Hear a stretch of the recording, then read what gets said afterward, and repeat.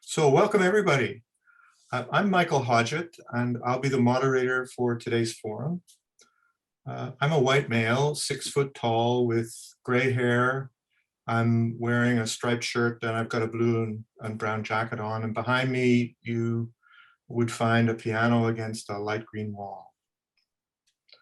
And I'm with you from Dartmouth in Nova Scotia, and I would like to acknowledge that I'm in Mi'kma'ki, the traditional territory of the Mi'kmaq people. I'm a management consultant who works with the arts firm as a strategist and facilitator. And just a quick reminder that we're recording today's session, and should you not wish your image to be recorded, then please turn off your video for the ride. And now let me hand it over to Catherine Carlton, Executive Director of Orchestras Canada. Catherine.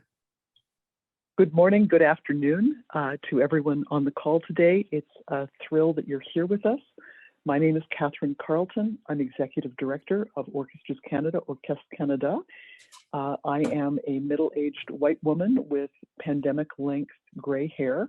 I'm wearing glasses, and in my background, you might be able to see the corner of a painting by Shannon Taylor, who is a Peterborough area artist. And indeed, I am joining you from Peterborough, Nogojiwanong, the place at the end of the rapids, located on the treaty and traditional territory of the Mitusage Anishinaabe people, an area covered by the Williams Treaty. We're here today because we wanted to be able to capitalize and learn as much as we could about the explosion of digital activity by orchestras during the pandemic. Yes, we did do a survey last fall about digital activity by orchestras, and we attached a few numbers to the phenomenon, but it was quite clear that there was much more to learn. My initial research question, to be quite blunt, was all about the money, but I quickly realized that there was a lot more to consider.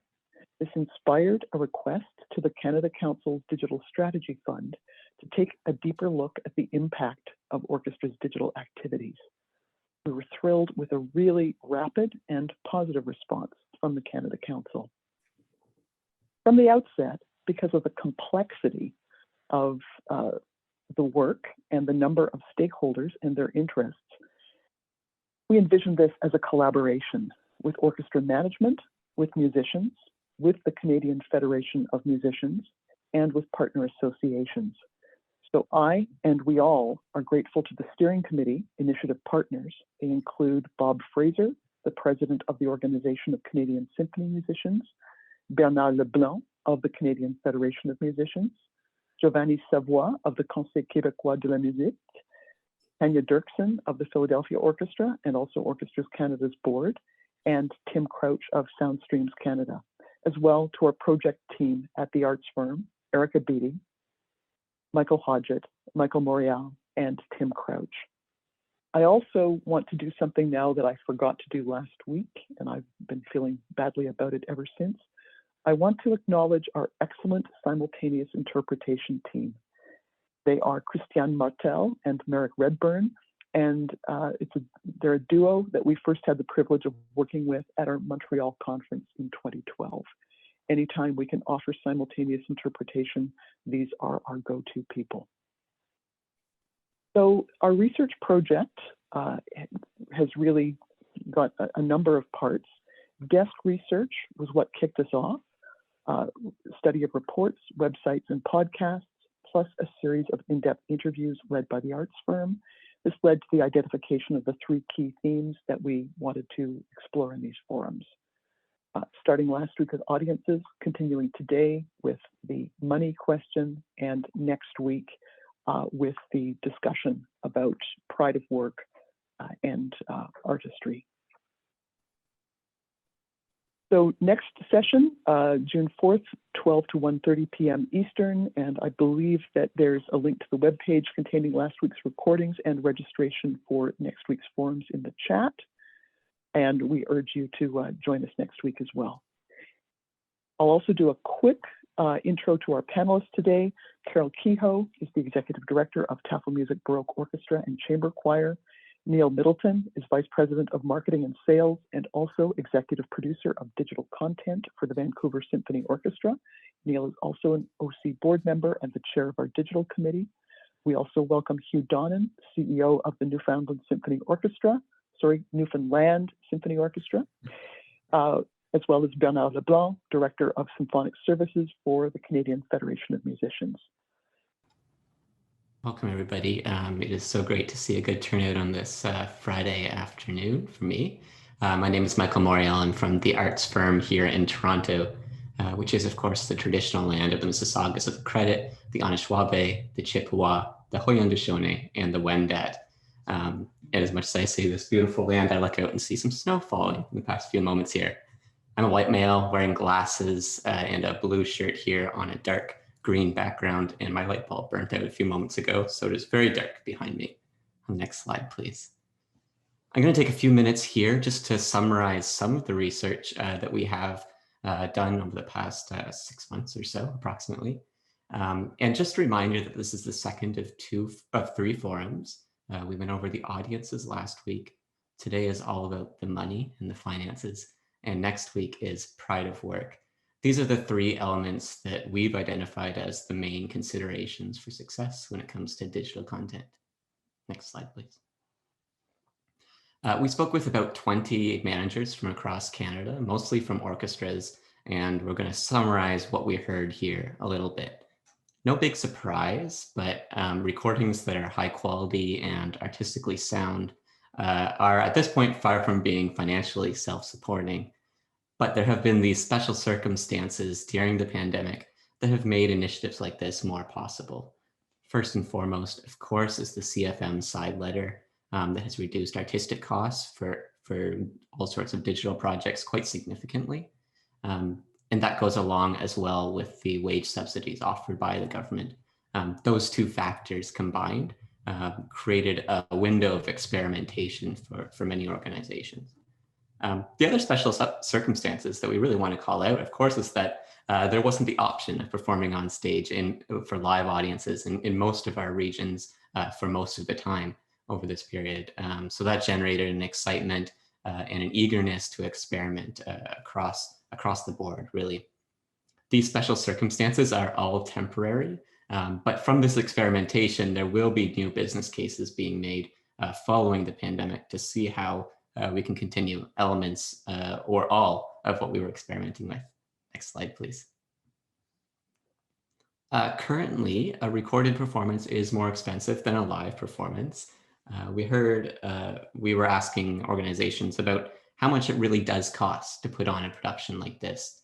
And we heard a range of incremental variable costs from about 7K up to 50K, with most falling in that 12 to 15 range. These costs included rehearsal and production, including extra costs there in terms of COVID-safe productions. And there's also additional fixed costs on top of that in some cases where equipment was being purchased as well. Next slide, please. We're looking at pricing a little bit here and how to determine how to price a ticket for an online performance. We saw a lot of experimentation here and a number of different pricing models being explored. The primary driver during the pandemic, which we heard over and over, was all about retaining our audience and continuing to engage them during this time where our halls were dark in most cases. It was not about necessarily cost recovery or revenue generation. And that's clear in that we're seeing several organizations reporting 5 to 10% of ticket revenues of a normal year. On the right, you can see a few examples of specific pricing models being used. It's a mix of free in some cases, by donation, subscription or bundling, or choose your own prices within a window or range as well. So as you can see, quite a range here of what people have been doing. Next slide, please. To summarize, ticket pricing is trending to the $20 to $30 range as an average. After the pandemic, I think the questions that we'll be asking ourselves is, how do you price a live versus an online performance in terms of paid ticket costs? How can we bundle these in packages that we can sell to our patrons?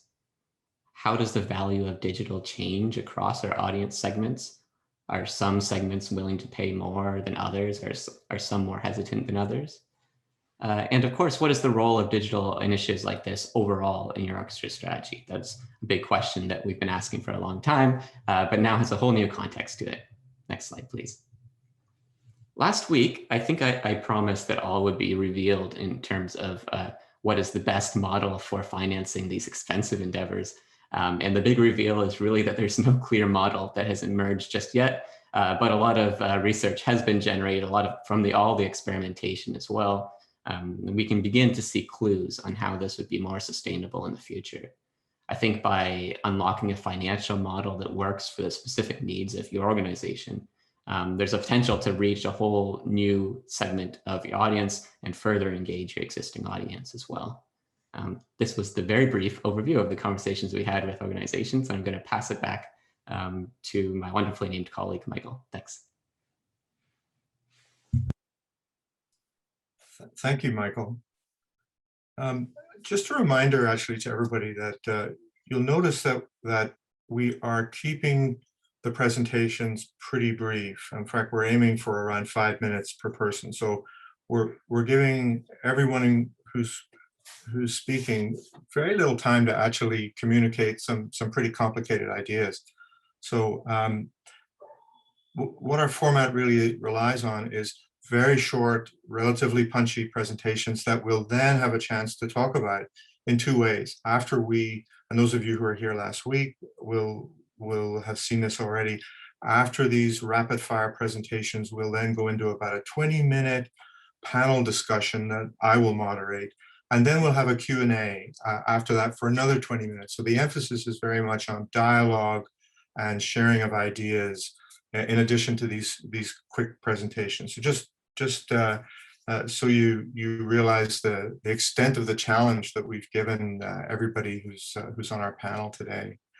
So now we're going to move to those rapid fire presentations. We have 3 of them from Carol, Executive Director of Tafel Music, Neil Middleton, who's VP of Marketing and Sales at Vancouver, and Hugh Dolan, who's the CEO of Newfoundland Symphony. And we're going to first hear from Carol. So Carol, let me pass it over to you.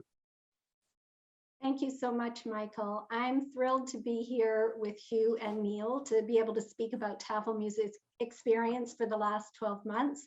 It's actually been 18 months, but we're just looking at this last year from the beginning of the season. So thank you. I do want to indicate that, yes, I am a middle-aged woman. I'm going to say a little older than a middle-aged woman, but that's where I am at. Short hair, dark glasses. I'm wearing a dark sweater. And in behind me is, you would see an original artwork by the London, Ontario artist Carrie Ferris.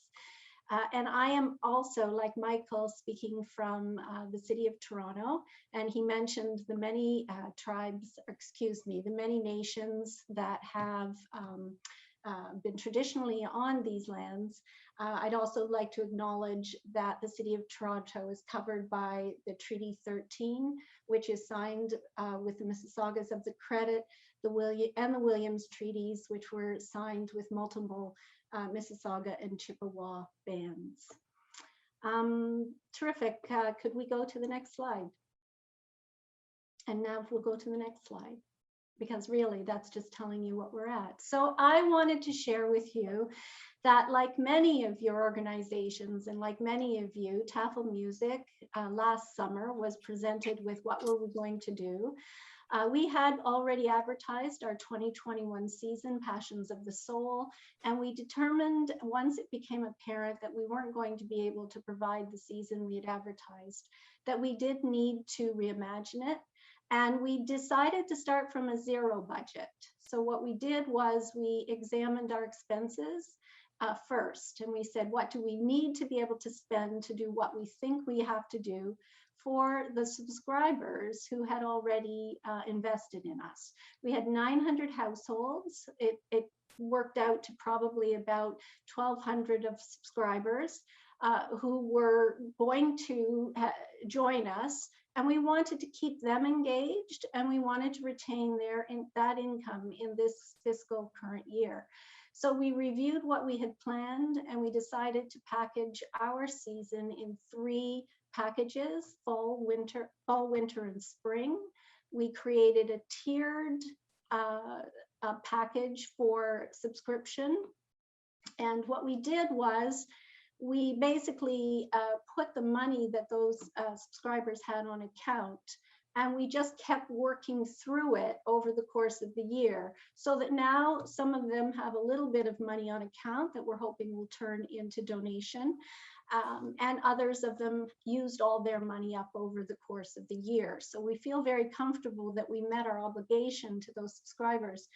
In the meantime, of course, we were selling single tickets as well as new subscriptions was part of what we were trying to achieve.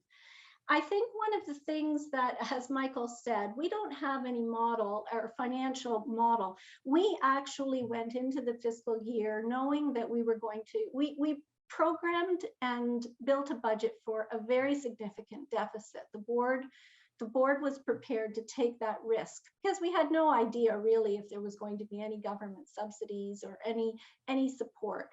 But we decided that we were going to continue and that we would deal with the surplus at the end. What we have ended up in now, because of the subsidies, as Michael indicated, is a surplus.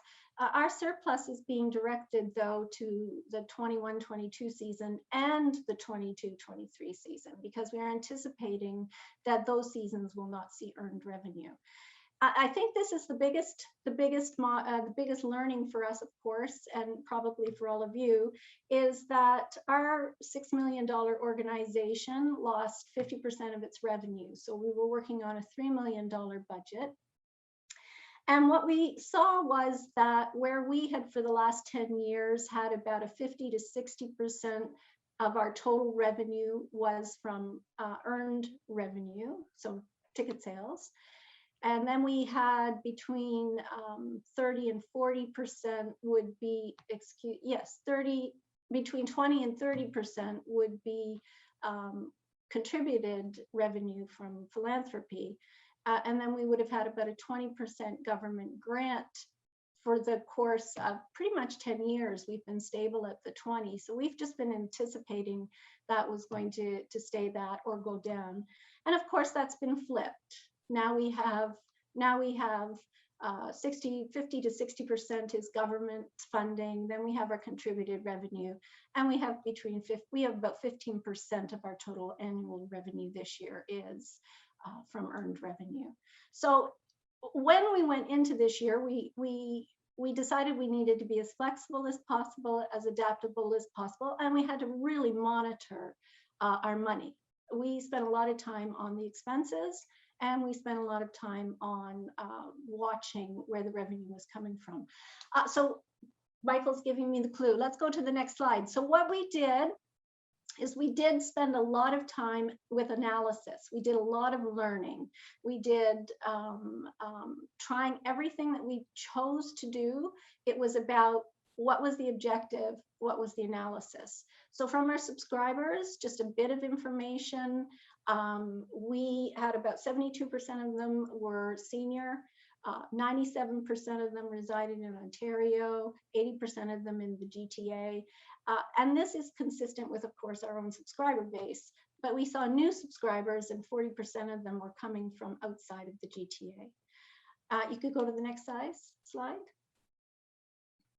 We found our single ticket buyers, only 28% were seniors. So a larger proportion of younger people who were coming online. 84% of them resided in Ontario, half of them in the GTA, and we were also seeing pockets of Ontario where we were seeing larger audiences. I think the key thing for us was we were watching our new to file, those people who did not have had never attended TAFL music before. And we saw that 75% of them were coming from Ontario and that 30% were in Toronto. And we think those numbers are pretty interesting, and we're trying to learn a lot more about that. We also learned that 50% of the sales in single tickets happens in 3 days before the announced airing date. Typically in a live concert, you're working on a 3-week and then a month or a 6-week turnaround schedule to drive sales, and we found we could do it in 3 days to meet goal. Next slide, please. A few of the key learnings, you can spend some more time on this later, but all of the patrons that we found highly valued the extended use viewing. So we would announce an air date, and then we would provide extra viewing for those subscribers. And then with the single ticket sales, we learned we could add to the price if we added extended viewing. So there's real value in people being able to watch it more than when we just air it. And that you can increase or provide value to your subscriber, but also additional revenue on the date up. We've also learned I mentioned about the fact that it's a very last minute buy. The turnaround is very quick for purchase.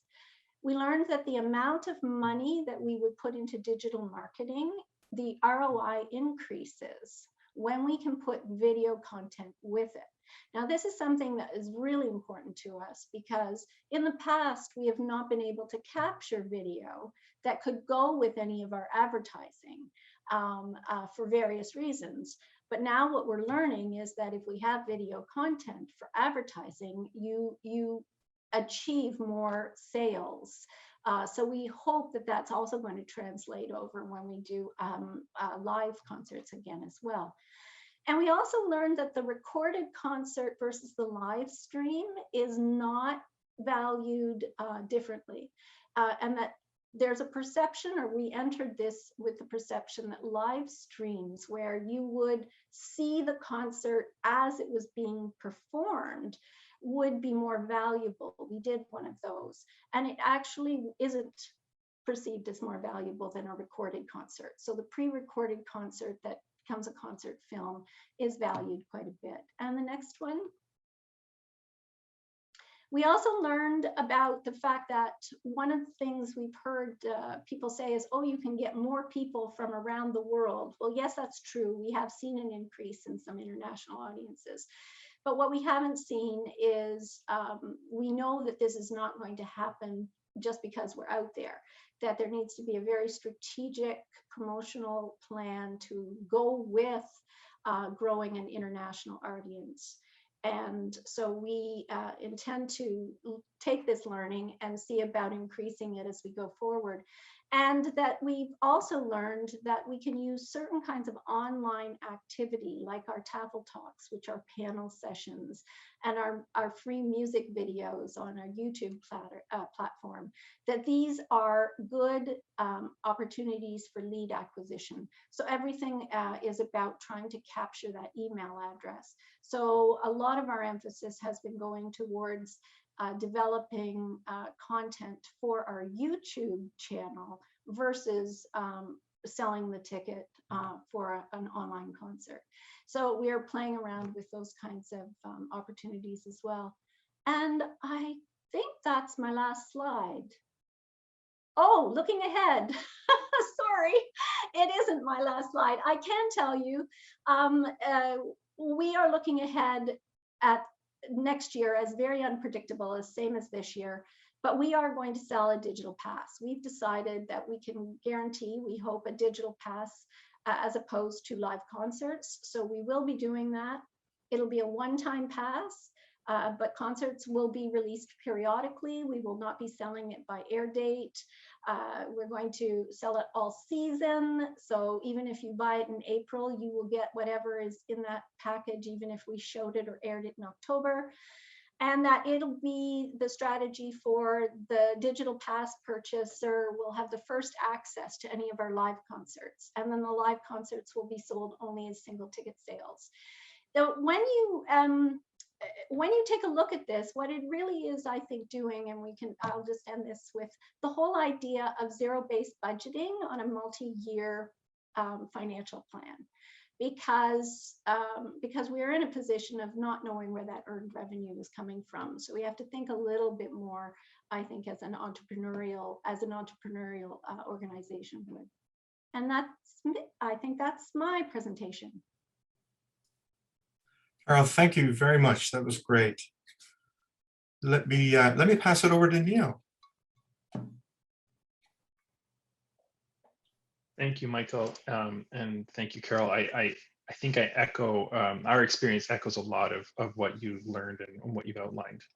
I'm Neil Middleton with the Vancouver Symphony Orchestra. I have a beard and glasses. I'm wearing a yellow shirt and blue jacket. Sharp-eyed may notice the same outfit in my headshot, which I didn't realize. My Zoom background is a view from a mountaintop out over the clouds, which I use to try to remind myself to think that way in this crazy year of a lot of learning. I live, excuse me, I live and work in the traditional territory of the Coast Salish peoples, including the Musqueam, Squamish, and Tsleil-Waututh. For my presentation, if we could go to the first slide, I wanted to just start by talking about value and make sure that we don't separate finance completely from value. And as mission-driven organizations, we have really important goals that are not financial goals. But financial models are really important to support those goals. So I'm going to unpack that a little bit today in my few minutes. And I'm going to, I think, pick up a bit on Michael's challenge of what is the model and try to give you some ways to think about how you find the right model for you. And I'll give some examples of our model as well. I think a really interesting thing I just want to set up with as well is something Catherine Carlton mentioned to me in a meeting some time ago, the idea that, you know, as orchestras and in the performing arts, we've spent centuries optimizing the delivery of live experiences. And for the vast majority of us, we are now we've just completed year one of a completely different delivery mechanism, this self-produced, self-published digital content that's distributed through a lot of different channels, freely or with paywalls. So this is like a really different thing that we just dipped our toes into. I think we're on a 5, 10, maybe 20-year learning process. And I think it's really important to reflect on what's happened this year, but realize this is just getting started. We don't have that clear model yet. And I think we've got to look for what are some of the guiding lights in that value question that can help us really start to understand what the financial pieces are. Next slide, please. Some of the models aren't that different from our live performance. And the question is digital, is it just a cost? And we see the value in connection, just getting our voice out there. Is it something that's break even? You know, our budgets are usually pretty tight already for live performance. And the idea of adding a significant new part that doesn't cover its cost is I think, a conversation a lot of us have had with our boards in particular. Or can it be a revenue driver? Is there a way that digital more than pays for itself, connects that new audience? And as Carol was, talking about in her data, we've had a similar experience. We've got 20% new to file for our digital content. That's a really interesting new segment. And how big does that actually grow? Like when we get really strategic, where can we find a much bigger audience? And I think one of the guiding points on that is there's research that's shown about 10% of the general public really enjoys classical music, but less than 1% come to live concerts. So is digital a way to get a much bigger chunk of the classical audience? Next slide, please. Thinking about how we build those models, there's a lot of choices that we have to make. On the revenue sources column, these are all very familiar to us. These are revenue sources we use in our normal business model. And I think through these different models that Michael touched at the beginning, we've been able to use for digital. For the VSO this year, we went with a subscription platform. We recorded a lot of content. There's a lot of reasons we went with that model, but we've basically been releasing concert performance, a digital performance every week for the year. And we've been giving you a 12-month access, 1-month access, or 7-day access. At the beginning, we were able to pre-sell a lot of annual subscriptions to that core audience that just wanted to support and was ready to take anything that we put out really this year. And once we started broadcasting, people were pleasantly surprised by the experience of that digital content. We saw another big spike in annual passes. And now we're at a point where we're selling 7-day and 30-day passes, and really have been since January, that are driven by specific pieces of content. And then people are able to come and see this library of everything that we've released throughout the year. Subscriptions have also been a key piece for us. Sponsorship has also been a key piece for us. One of the motivators for building this model of concert, building this model of a Netflix type model, was to have our concert series now replicated in the concerthall.ca, which is our platform.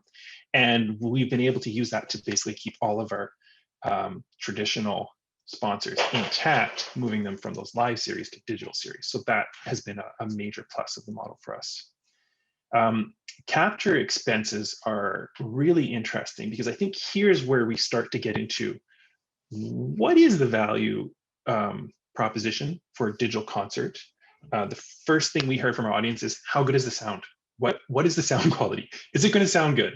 And so, we've worked with a sound engineer who's also been acting as our audio producer, which has been really taxing. And he's asking us to think about getting a separate audio producer and building out a larger audio crew as we go forward. We've worked with remote cameras, live cameras, different types of camera direction, trying to find that right balance. And that's something that we're going to be really digging into for next season. And then there's crew costs, and depending on how your hall is set up, there's a lot of different ways that you can structure the capture. We principally used an in-house system. We have a built-in system in our concert hall that we run with the house crew, and one of our staff members is the video director. And then for distribution, this is a question I think this is the most frequent question I get in my inbox. Is, Neil, what are you guys using and how is it working? We've seen Vimeo has built this OTT concept where you can build a video library, and there's a number of other companies and vendors that build something like that. We built a custom platform because we really wanted to make sure the videos were accompanied by the metadata that we would normally put out with one of our concerts, and the description, the artist, the sponsor. We really wanted to be able to make sure that wrapper around the video we had full control of. So we are also concerned about the YouTube issue with the rights management, and YouTube constantly claiming somebody else owns a recording of Beethoven. So we use a video delivery platform called GW Player, and helps us avoid all those issues. And on distribution rights, I think a really interesting thing that the VSO had been we've been building up to this. Our goal has been to get to live streaming for a number of years now. We have an electronic media guarantee in our contract with our musicians, so we prepay a certain amount. And with that and the symphonic media agreement, we were able to secure 2 years distribution for most of the content we've recorded. So we have this library of content now that we're able to put out for 2 years, which has been very a very important tool for us to be able to kind of commit to this Netflix style model for the year. Next slide, please. But like everybody, we are really thinking about where we're headed. And I've broken down some of the questions we're considering as we try to understand where's the value. And so I think part of this is what is the goal? How does this tie to our mission? How does it tie to our mandate? Who is the audience? Who's the natural audience? And then who's the low-hanging fruit audience? And then who's the potential future audience that we can build to? Quality versus quantity. We recorded a lot of music this year, and I think we are looking forward to doing a bit less at a higher quality and taking the time and investing more time in the quality of the capture. And then where are those investments? Is it the quality of the cameras? Is it the number of cameras? Is it the operators? Is it in the post-production? Just finding that right balance to deliver a visual quality that matches the performance quality of the musicians. And I wanted to touch on one other thing that Carol had mentioned about the sort of audience indifference between live stream and recording. You know, we probably all experienced this. There's a very different internal experience. And we just did one of our first live streams in a long time, really our first live stream since the shutdown a couple of weeks ago. And we heard immediately from our musicians how that was a completely different energy and experience for them, knowing that there was this live audience on the other side of the screen watching them. So there's huge value in that for us as an organization. So tweaks we're going to be making is less volume, higher quality. Part of that is around the digital fatigue issue. We just want to put out gems and jewels that people really are driven to watch, rather than just pushing content into this giant content field. And then we're going to be really thinking about digital as a value add next year. Thinking about the sports model in particular, where we know that sports fans want to be in the arena. They really want to have the experience. But when they can't afford to, or their schedule doesn't permit it, they're glued to the screen watching the game at home. And that is a really interesting place for us to explore, particularly with our super fans, our donors, and the classical super fan that's maybe not in any one of our cities, that's maybe not in sorry, not cities, but in one of the municipal centers where there is a symphony. We've seen most of our new to file is coming from the Lower Mainland, so a much longer drive in. They wouldn't usually come to downtown Vancouver, from BC's interior and the Okanagan and on the island. People who are totally classical fans, but just coming to a live concert was never an option. I think I'm going to wrap it at that and look forward to diving into this in the conversation. Great. Thanks very much, Neil. That's great. Immediately, without further ado, let's go to the other coast entirely and hear from Hugh from St. John's. Thanks, Michael. Yeah, the other coast, and I'm closest to the weekend, I guess. So there it is. Thank you so much. First, thank you to Michael for everything that's been done to make today's session possible, and to Catherine and Lauren and the whole team at Orchestra Canada, and to my panelists. Firstly, I'm a white male with glasses and short dark hair. I'm wearing a checkered pink shirt, and if you pick a blue dress shirt, if you look closely, it is the same one as in my headshot. So that's kind of funny. I'm sitting with a green wall behind me and a hutch that you can see there. I'd also like to, as I begin, respectfully acknowledge that I'm joining you from territory which is the ancestral homelands of Beothuk, with the island of Newfoundland being the ancestral homelands of the Mi'kmaq and Beothuk. I'd also like to recognize the Inuit of Nunatsiavut and Nunatukavut, and the Innu of Nitassinan and their ancestors as the original peoples of Labrador. Next slide, please. And next slide, please. And I think one more. Next slide, please. So financing in the time of COVID. Absolutely, this is a fascinating topic, and I was really pleased to get this opportunity to speak today. We, of course, are a much smaller orchestra than either of the other two organizations who've already spoken, but we all lived through, I think, the same experiences in the last year. We all faced the same challenge at the arrival of the pandemic. Prior to this, we were not a digital player in any way at all. We had recorded some archival footage, which we started to stream for free last spring, but we had really done nothing in a sort of purposeful way in the digital space. We also have a very small team in our office, so we had one production manager who was kind of dabbling in this that we had to talk to see what could be done. What we did have going for us for sure was a fantastic relationship with our players. We only formed our initial union local 2 years ago, and we've had a fantastic relationship with our players, and we were really pleased with the CFM agreement that we could start taking a look to see what we might be able to do digitally. We also had our board, which was 100% on board to do something. and to find a way to move forward in the pandemic. Next slide, please. So we knew that what we were going to need to do, obviously, was to build some digital capabilities, to create some new packages. Would they be digital only? The instance of COVID-19 in Newfoundland and Labrador was low and remains low today. So we knew that at any time we might be able to get back into the hall to do some live concerts. So we wanted to kind of be nimble enough to adjust as we moved along. We really had to go sort of semester or term by term, and we did a fall season and then a winter season is how we kind of set ourselves up. We also, as has been mentioned by both Carol and Neil, we were looking at new ways to market the organization, you know, moving away from a lot of traditional methods and meeting people online in new and different ways that we hadn't before. And again, as Carol mentioned, having access to a lot more video that could really showcase our capabilities and what we're all about. And as I mentioned, being prepared to pivot whenever we had to. Next slide, please.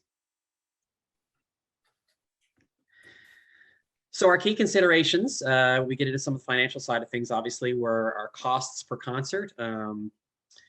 You know, we knew that with the pandemic, we could put a very small orchestra on stage, about 30 musicians and crew total. But even with this small group, our costs were still probably around $12,000 or so per concert. So cheaper than a regular season masterworks, but definitely a number that was outside the reach of what you could probably capture from digital only sales. And without a huge number of viewers, the math just wasn't sort of there to be successful. So how could we plan that, and what could we do to try and make this work for us? Next slide, please.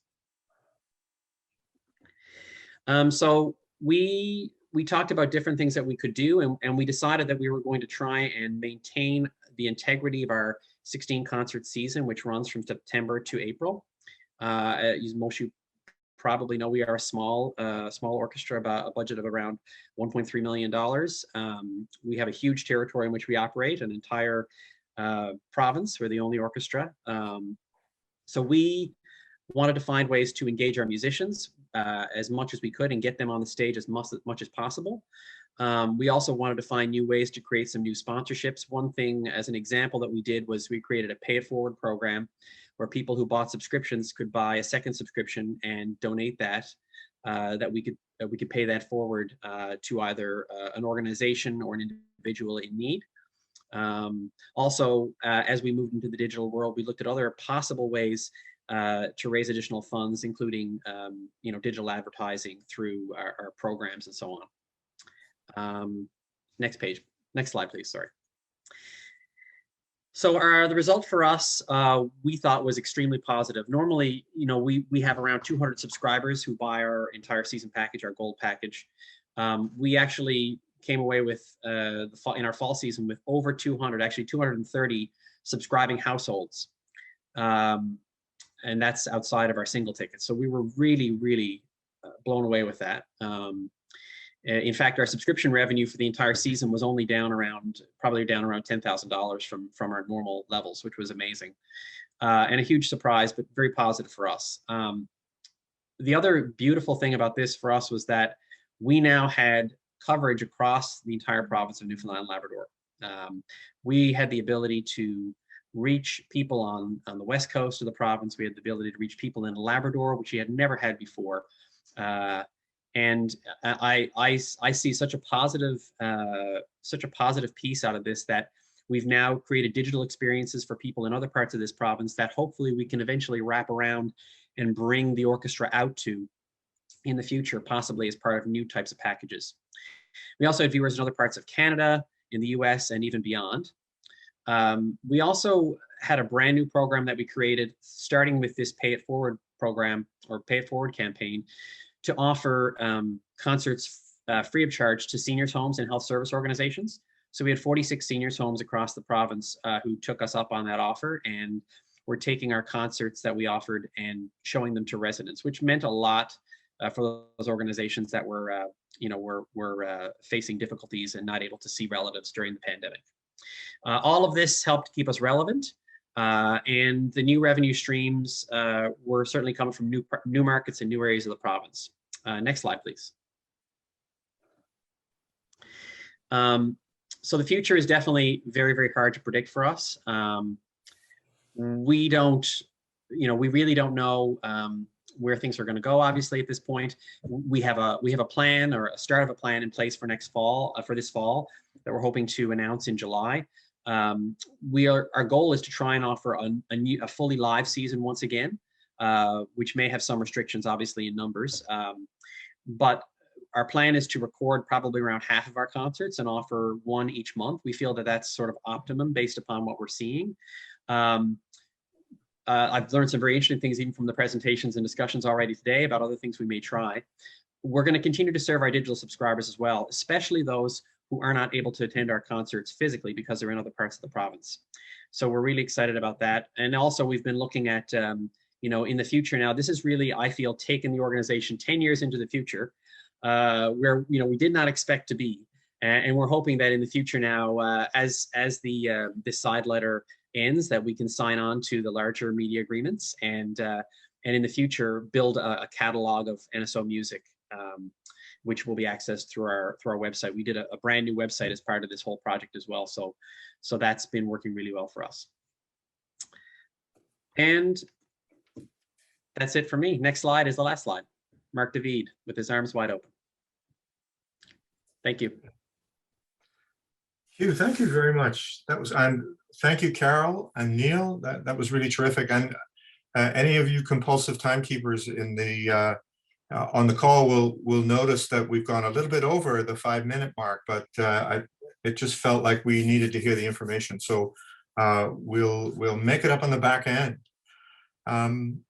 Now we're going to swing into the panel discussion section of our forum, and with our 3 speakers, we're also going to welcome Bernard Leblanc to join us. And we're delighted to have Bernard because he brings multiple perspectives to our conversation. One, he's a steering committee member for the project.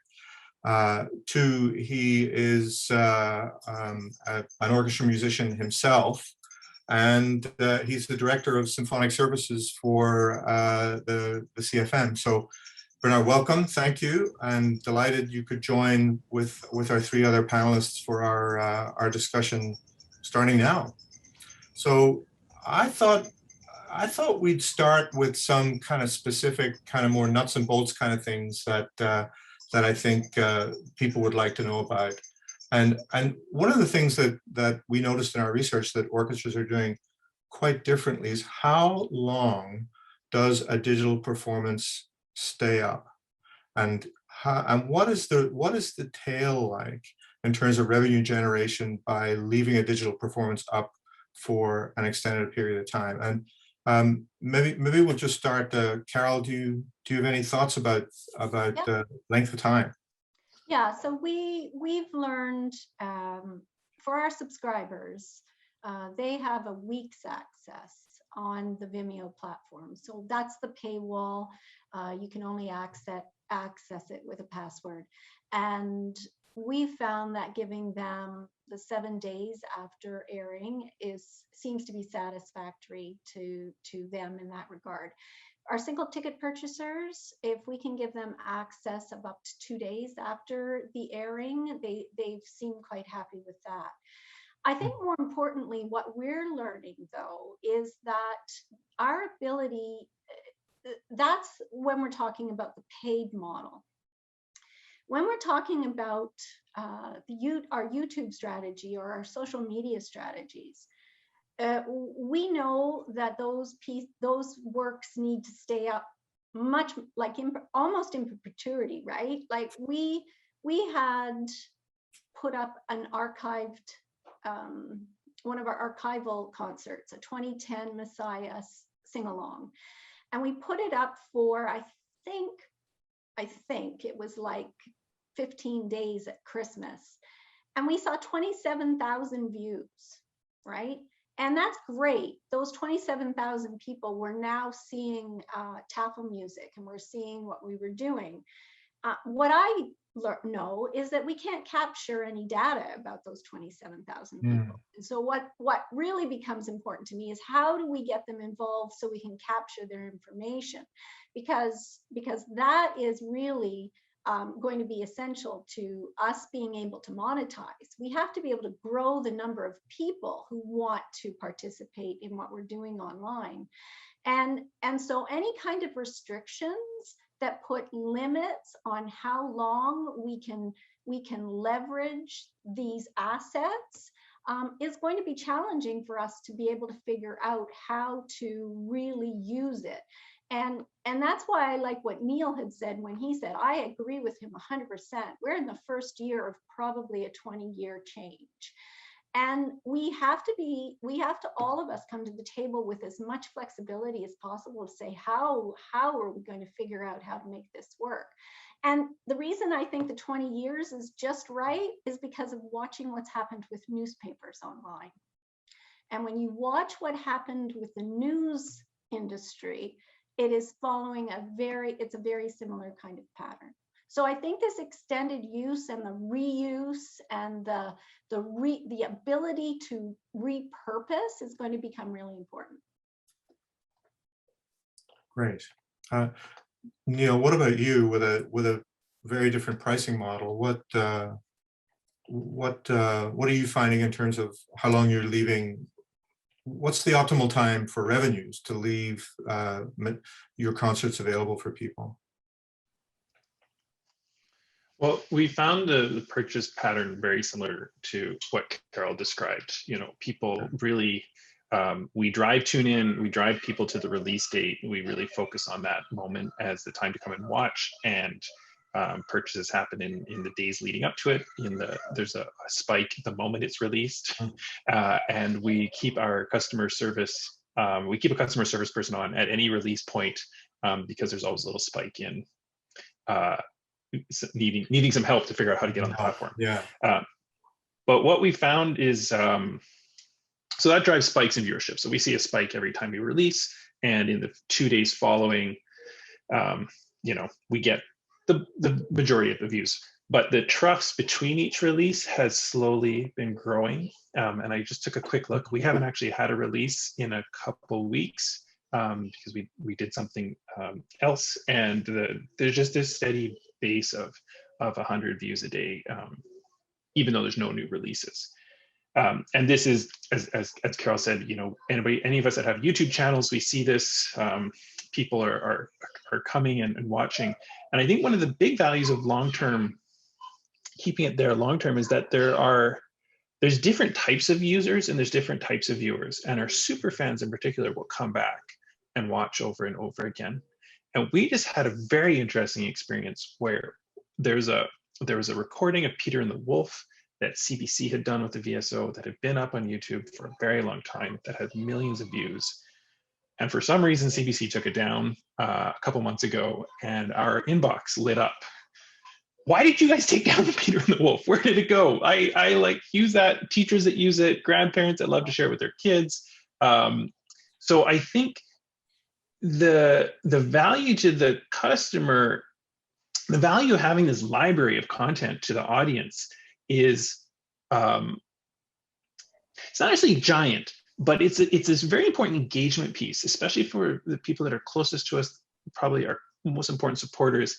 And then for just discovery, that long-term discovery.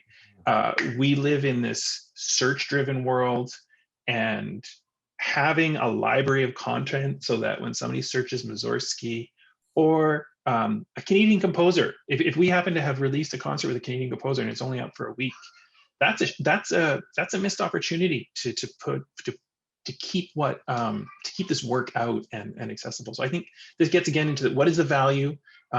There's not necessarily a giant financial value, but I think there's a really important moral and mission value to having the content out as long as possible. Interesting. Hugh, any thoughts on duration and the implications? Yeah, just briefly. I mean, I agree with a lot of what's been said. We have been putting our concerts out, or having our concerts available for 30 days to those who And obviously, we're not producing probably as much content as either of the other two organizations, certainly not as much as BSO. So about 30 days we've been doing, and that's for either a subscriber or a single ticket purchase, 30 days from the premiere. So if you buy it, 15 days after the premiere, you've got 15 days, that kind of thing, till it shuts out. It's same sort of thing. I find, we're trucking along, and then it's those last couple of days where it just ramps up with sales. And then, we've tried to put a concerted push after each concert to say, oh, you didn't see it?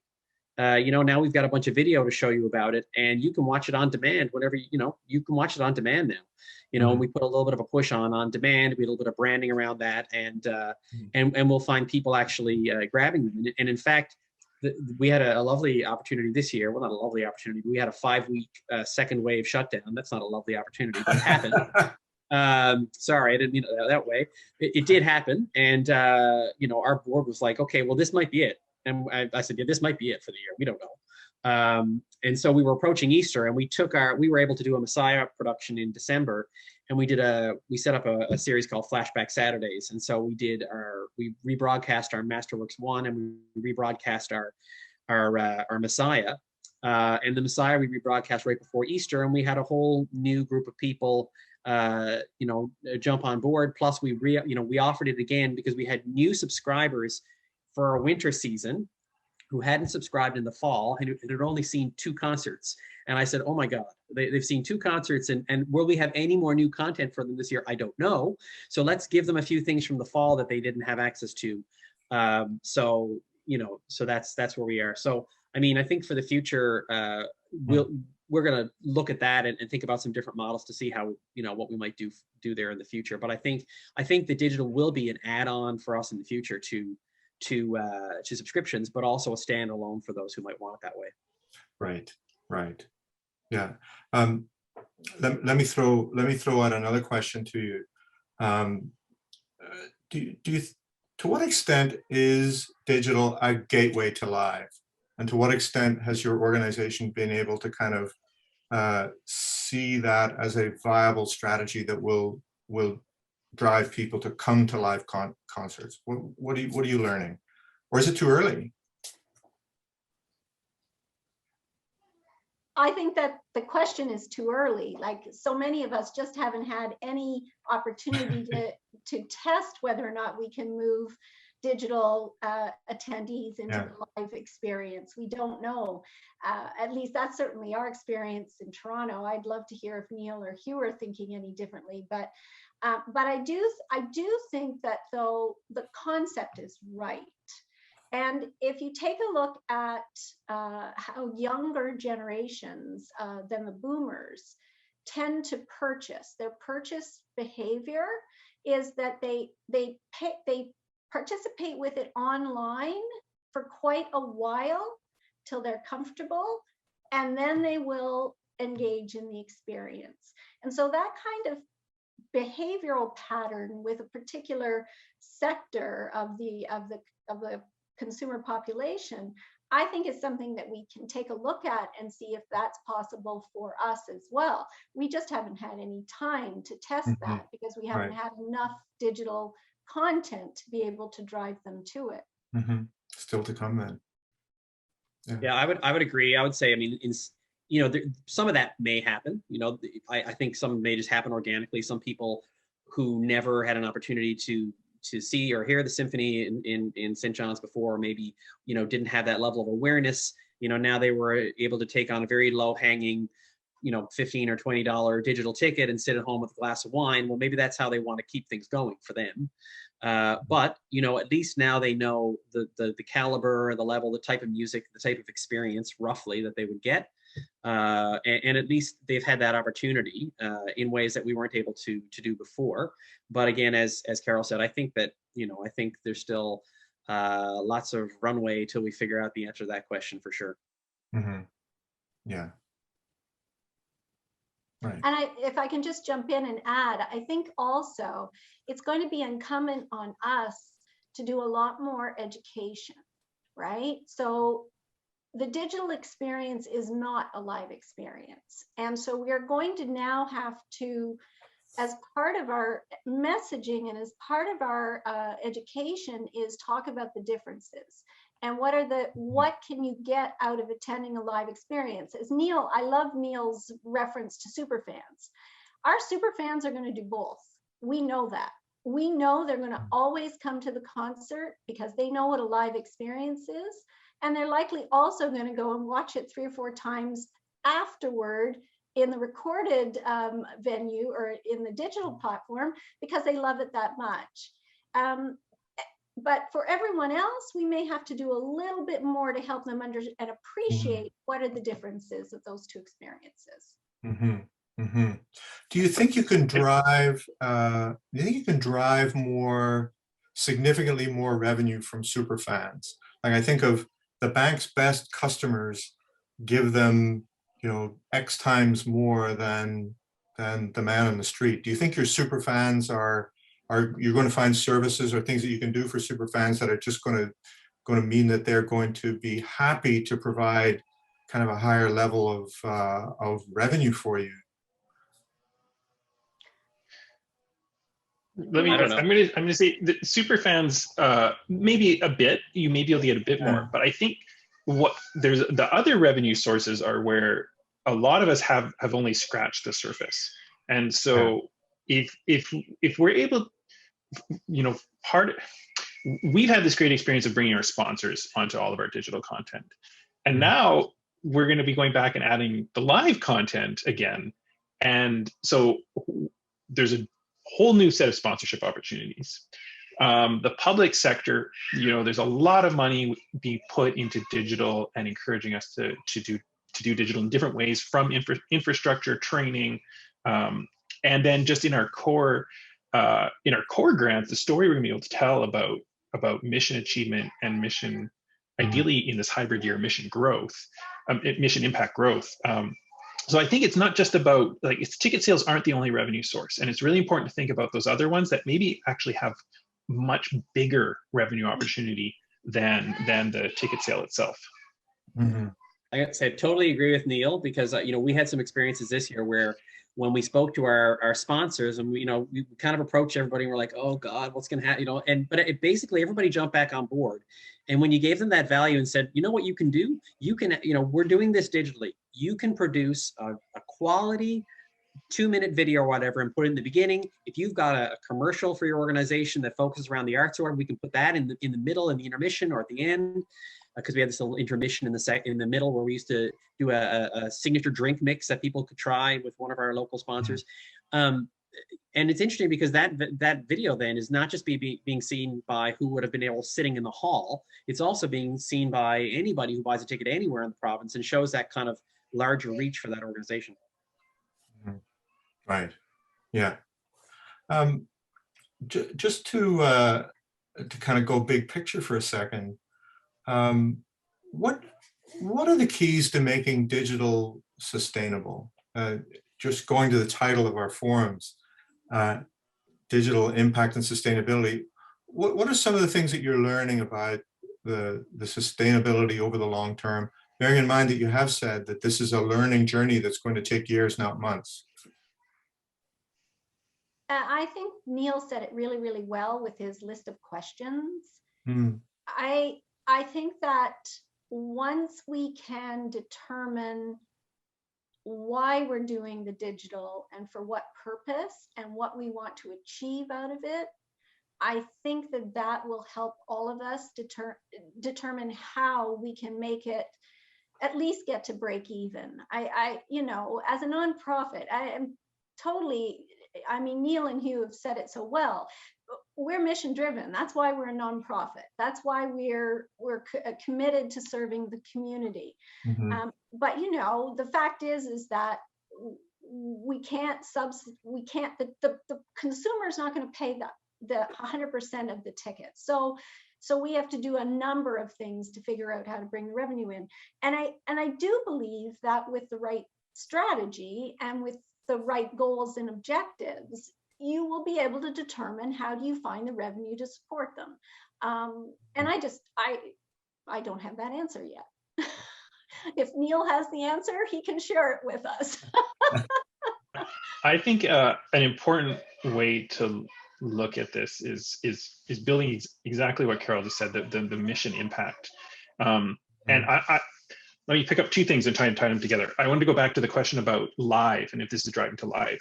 I think it's very different. And I don't think the audience that we're going to find in the long term for 40-minute, 75-minute digital performances, they may enjoy the live, they may not enjoy the live. There may be reasons that they're not coming to live.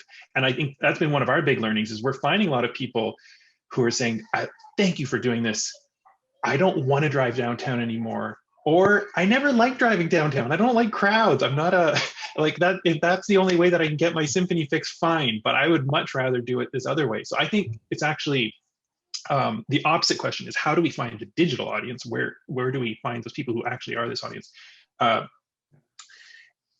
the sustainability question, I think an easy way to think about it though is we put this giant investment into this live experience.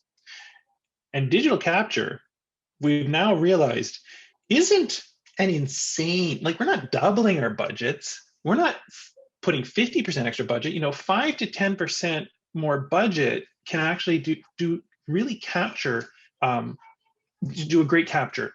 And I think there's an opportunity for us, and I saw somebody say it in the chat, how do we build a library? How do we build a national library?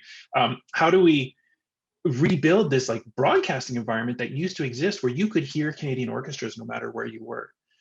There's a number of conductors, there's a number of performances in my mind from listening 30 years ago that I only know because they were on the radio. And I think that's one of the big things I would love to see in 5 to 10 years, that the Canadian classical music fan has a sense of what's going on in the other cities, has pride in multiple orchestras and the kinds of things and has a sense of what's actually happening in the landscape instead of only those of us in the know, those of us who are on these panels and listening to them kind of have a sense of what each other's doing. That would be a dream outcome for me.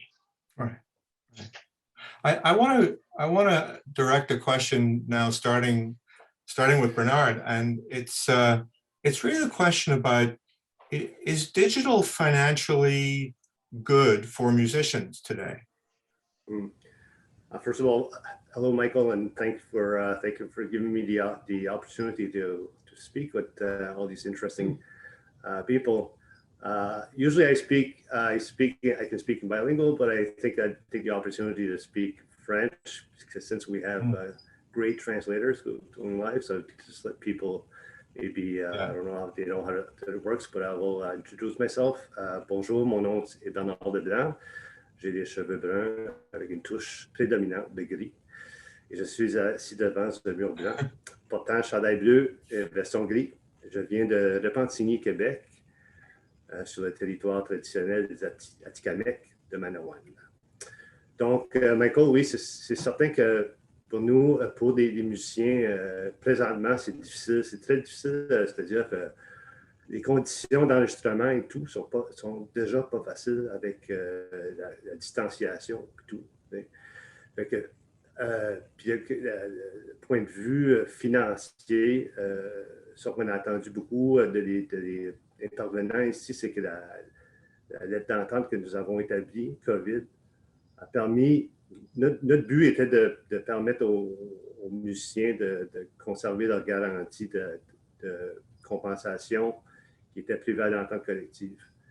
Donc, on peut parler bien ou mal du streaming ou de la lecture en continu, mais ça a quand même permis aux musiciens de gagner leur vie à travers la crise qu'on vit présentement.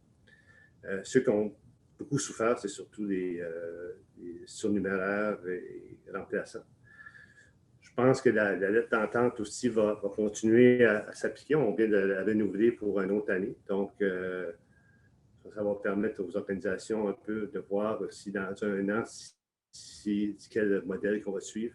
Sinon, l'entente collective, l'entente du IME va continuer à s'appliquer après la COVID. Et puis, il y a plusieurs de vous qui sont signataires de cette entente collective-là. Mais pour mettre ça court, on est toujours on est toujours en recherche d'une façon de payer les musiciens, de compenser les musiciens, parce que les musiciens vivent quand même un stress supplémentaire par rapport aux enregistrements. Et comme je disais aussi, la distanciation et tout. Donc, on espère pouvoir trouver avec des organisations une entente qui serait bon pour tous. Yeah. What about the other panelists? Any thoughts about kind of the way that that things have worked for musicians during the pandemic in particular, and how they might work going forward? I just throw the question at it. Well, I would say the biggest challenge for us certainly was, of course, as Bernard mentioned, just the distancing and the challenges that our musicians had to go through, and then working with our venues to try and get as many people on stage as possible. So, creating kind of those cohorts so that you could have one cohort, because all of our musicians are not full-time with the orchestra. Most everybody's paid now, but they're not all full-time with the orchestra. So they're doing other jobs. And so the time they are with us, we've tried to separate them and have one group one night, one group another night, so we could get as many musicians as possible on stage. And then, of course, when this season comes to a close now, we're going to have some service guarantees to pay up to get up to where we should be. I think that our goal at the beginning and our board's goal was to keep going and to put as much money in the pockets of our musicians as we could, and that's what we tried to do. I think in the future season, certainly for 21-22, if we're doing a full live season, then that's certainly going to expand greatly the number of musicians we can have on stage. And then I see a time following that in the future when the side letter is done, that we're going to really be able to enhance what we're doing for our musicians, because we're going to have they're going to get those additional payments for for us being able to stream things in the future, or to record and broadcast things in the future. So I think it's, like I said, it's pushed us 10 years ahead of ourselves, so that we now can start thinking about some of these things which we hadn't before. So Right. The only thing I will add, and Hugh, that's wonderful. I totally agree. We do our very best. So at TAFL Music, we guaranteed a salary, we're a per service orchestra, so everything is based on how much time, how many services the individual musicians provide over the course of the season. We've been extremely concerned about the musicians in terms of the fact the ensemble hasn't been able to play for a year together. It's been very hard. We also know that that's going to be part of the next few years, is just the ensemble getting the chance to work together again to produce the kind of quality product or the performance that they want. So we're really conscious of that. One of the things I can share from our TAFL Music has many years of audio recordings. And we have a long history of this because of the fact that in 2012 we set up our TAFL Music Media, which is essentially a record label. So we have some experience in the distribution of audio through Naxos and everything else, and it's long and complicated, and I won't go into it. What I will share with you, though, is that oftentimes we have had to abandon some of the audio projects, or we've come close to abandoning them, because the price point for the musicians increases so dramatically that we couldn't figure out how to pay for it in that kind of circumstance. And that is because the contracts are set up to be able to ensure good compensation for our musicians and for them going forward. But I would want us to look at it perhaps in a more understanding way about what we can actually afford and what is the purpose for doing it. And so if the purpose for doing audio is to be able to have it out there in the world for people to listen to, and that benefits the organization that's putting it out, because we're not a Sony, we're not that, right? We're TAFL Music trying to increase our audience size in any way possible, is there a way for us to leverage the digital in a more economical way across all of the different areas? It's just something to consider, because there are additional costs when you start to move into the digital and the digital realm. And we've also, Carol, it's interesting. Taffel Music has this really interesting model where when everybody else sort of wasn't able to record anymore, or recording became untenable, Taffel Music figured out how to keep it going for a long time. And classical music figured out how to keep CDs going for a long time. I think we kept CDs going for about 20 years longer than the pop world. But we've all lived this. The revenue structure, how content is distributed, how music is recorded and distributed has shifted so much and has become a commodity in many ways. You just turn on YouTube, you turn on Spotify, and people pick whatever Beethoven comes up first, and that's what they listen to. So this gets back to the question, where's the value? And I think the really beautiful discovery this year was how much our audience values our recording of Beethoven.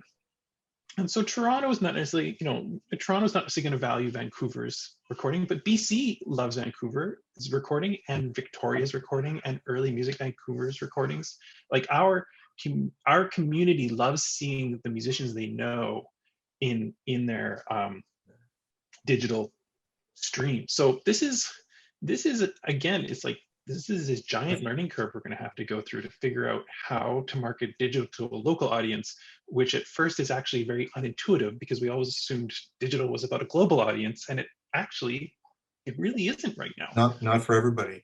Look, I'm going to jump because we promised to take some Q&A questions from our participants here. So I'm going to jump there, and I will apologize ahead of time because we've had a ton of questions come in the chat. We won't get to all of them, so we're going to cherry pick a bit, and we'll jump right in. So, what happens to pricing with digital when you're back in the hall? I'm not sure I understand fully the question, but I think that we're going to the hall is the hall price, and the digital is the digital price, and I don't think that the customer is going to expect us to do anything differently. I'm thinking. Yeah, I mean, we didn't price our digital packages to be a revenue replacement for hall ticket sales. It was substantially cheaper and sold per household, that kind of thing. So I think that for us it'd be more like your live ticket package might also have the digital add-on. So if there's a snowstorm, you don't want to come or whatever, or you're sick that night, you can still watch it. Right. But our digital package will still have an intact digital package as well for people who want just that or who live remotely. Mm-hmm. Yeah. And what do you think is going to be the impact when you are back in the hall producing live concerts and you're trying to do digital as well? What's going to be the stresses and strains on operations? Well, I'm going to add one thing that we're really looking forward to. One of the experiences, and I think Hugh touched on this a little bit, this has been a really weird year to start recording. Everybody's spread out, try to learn to listen differently, screens, it's been a really, we've heard from our musicians, I'm sure everybody's heard this, it's been really stressful to try to make music. Yeah. And we're just coming to a place where we're kind of comfortable with it. And then, fingers crossed, we're going to get 60 musicians back on stage, or however large your group is, and a bunch of people in the hall, and the energy is going to completely change. So I think that we're going to be recording a much higher energy experience, and we're going to be much happier with the musical quality right off the bat. So that's going to take the product to a different place. It's going to be, there's so many factors that are going to shift again this year. We're really going into a whole new relearning process of what we can do and what the value is. I think we heard that right across the board with all of the organizations we talked to, that the pandemic was learning, doing it on the fly, but now post-pandemic is going to be another new environment, new experience that everybody's going to have to again be pretty agile to deal with. And one of the other things about that is taking into consideration the staff teams. We've had staff who've been working pretty much 9 to 5 in their homes for the last year. I know other organizations, before that, we were working from 9 o'clock till 10 o'clock on concert nights, right? Like you were doing double work because you were also at concerts and live concerts. So, you know, I think there's going to be a bit of a reorientation for the staff. Can we or will we be able to expect that they will work all day and then come to a concert hall at night to work a live concert? So, you know, this is also something that I think we're going to have to be challenged with in the next little while. Yeah, Bernard, you must be chomping at the bit to get back to that live experience that Neil, an energizing experience that Neil talked about. Ah oui, effectivement, les musiciens ont tellement hâte de retourner en salle puis jouer des concerts comme devant le public, comme les joueurs de hockey, en fait. Puis, je pense que ça va juste confirmer un peu, parce qu'on est fait, la musique classique, pour moi, la musique orchestrale, c'est fait pour jouer devant un public. Comme qu'on fait présentement, si on a des gens devant nous, on agit différemment. Je pense que les musiciens ont hâte que ça devienne la réalité de nouveau. Bientôt, on espère.